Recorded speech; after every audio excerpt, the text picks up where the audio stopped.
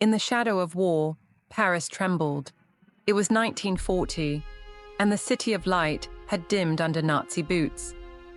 Amid the chaos stood Christian Dior, 43 years old, a man of quiet dreams, his hands stained with chalk from sketching dresses no one could wear. He wasn't a hero in the classic sense.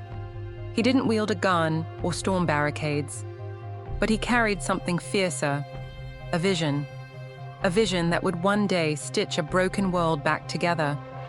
This is the story of a man who lost everything, then gave everything to rise from the ashes. Before the war, Christian had tasted success. He designed for couturiers like Robert Piguet, his delicate sketches whispering elegance. But when France fell, so did his world. The Nazis occupied Paris, and the fashion houses crumbled. Christian took what work he could, designing for the wives of German officers under Lucien Lelong's atelier. It was survival, not pride. Each stitch felt like a betrayal, yet he pressed on, his mind tethered to one anchor, his younger sister, Catherine. She was his muse, his confidant, a fierce soul who'd joined the French resistance. Catherine was everything Christian wasn't, bold, defiant, unafraid.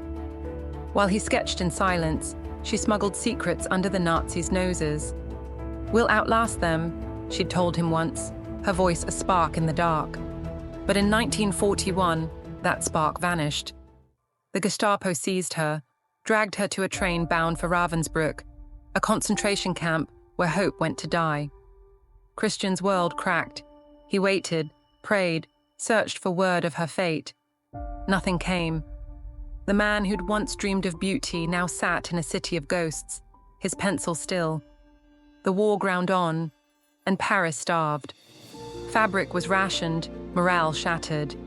Yet Christian endured. He sketched in secret, pouring his grief into designs no one would see.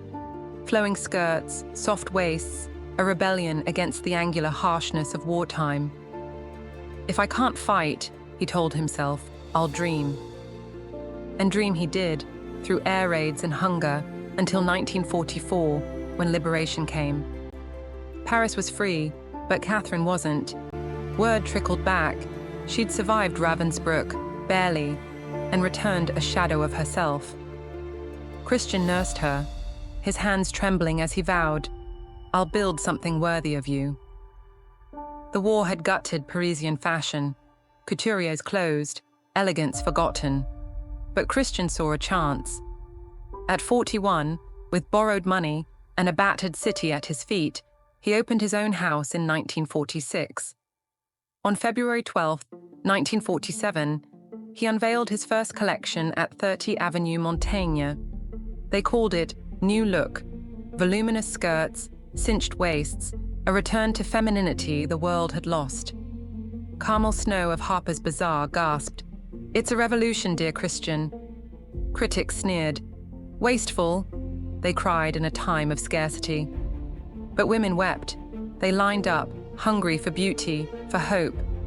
In a single show, Christian didn't just dress them, he lifted them.